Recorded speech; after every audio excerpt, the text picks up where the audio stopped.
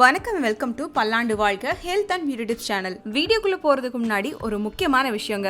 எங்களுடைய பையன் சாய்குட்டிக்காக ஒரு சேனல் நாங்க ஓபன் பண்ணிருக்கோம். அந்த சேனலோட பேரு மிஸ்டர் சாய்குட்டி.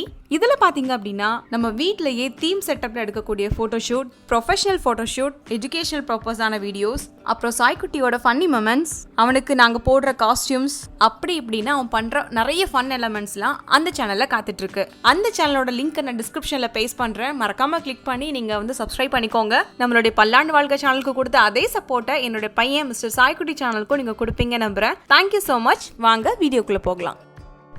வணக்கம் தோழிகளே, இன்னைக்கு நம்ம டயட் ரெசிபியில் வெள்ளரிக்காய் வச்சு ஒரு சாலட் எப்படி பண்ணுறதுன்னு பார்க்க போகிறோம். நார்மலாக நம்ம வெள்ளரிக்காய் சாலட் பண்ணுறதை விட இது கொஞ்சம் டிஃப்ரெண்ட்டாக ரொம்பவே டேஸ்ட்டாக இருக்கும். எல்லாருமே ரொம்ப விரும்பி சாப்பிடுவாங்க. இனிமேல் வரப்போகிற வீடியோஸில் வெள்ளரிக்காய் வச்சு நிறைய டிஃப்ரெண்ட்டான ரெசிபிஸ் பார்க்க போகிறோம். அதுக்கு முன்னாடி வெள்ளரிக்காயோட நன்மைகள் என்னன்னு தெரிஞ்சுட்டு வந்துடலாம். உடல் எடையை குறைக்கிறதுக்கு பல முயற்சி பண்ணி தோல்வி அடைஞ்சிருக்கீங்கன்னா கண்டிப்பாக இந்த வீடியோ உங்களுக்கு தான். வீடியோ ஃபுல்லாக ஸ்கிப் பண்ணாமல் பாருங்கள்.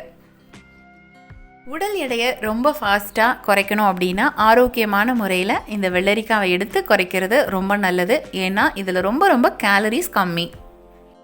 வெயிட் லாஸோட சிம்பிளான லாஜிக் என்ன அப்படின்னு பார்த்தீங்கன்னா, நம்ம எரிக்கிற கலோரி அளவை விட உணவாக உட்கொள்கிற கலோரியோட அளவு கம்மியாக இருக்கணும்.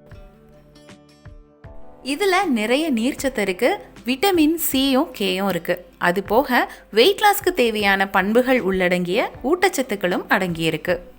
ஒரு கப் கட் பண்ண வெள்ளரிக்காயில் பார்த்தீங்கன்னா 14 கேலரிஸ் தான் இருக்குது. அதனால் நம்ம டெய்லி உணவில் நம்ம இது ஒரு பார்ட்டாகவே எடுத்துக்கிறது ரொம்ப நல்லது. சைட் டிஷ்ஷாக எடுக்க வேண்டாம்.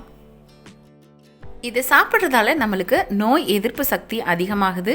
எலும்பு, முடி மற்றும் சருமம் இதெல்லாத்தையும் ரொம்ப பாதுகாப்பாக வச்சுக்குது. இதை சாப்பிடும்போது மலச்சிக்கல் வராமல் பாதுகாக்குது. மலச்சிக்கல் மட்டும்தான் நம்ம உடம்புல பாதி வியாதிக்கு காரணமாக அமையுது. அதனால் இதை தாராளமாக எடுத்துக்கலாம்.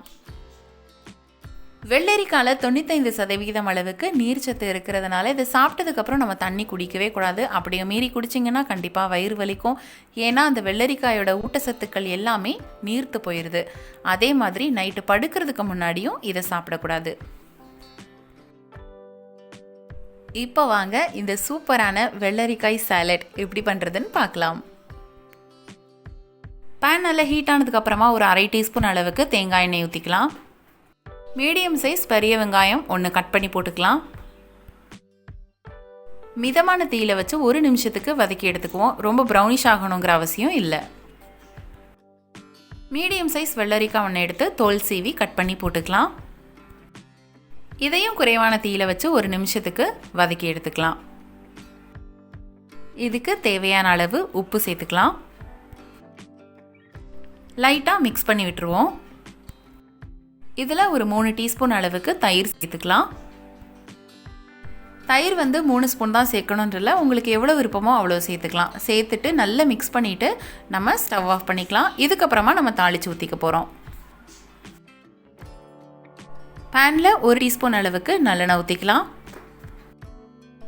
கொஞ்சமாக கடுகு போட்டு வெடிக்க விட்டுறலாம். இதில் 1 மிளகாய் வத்தலும் 1 பச்சை மிளகாவையும் கட் பண்ணி சேர்த்துக்கிறேன்.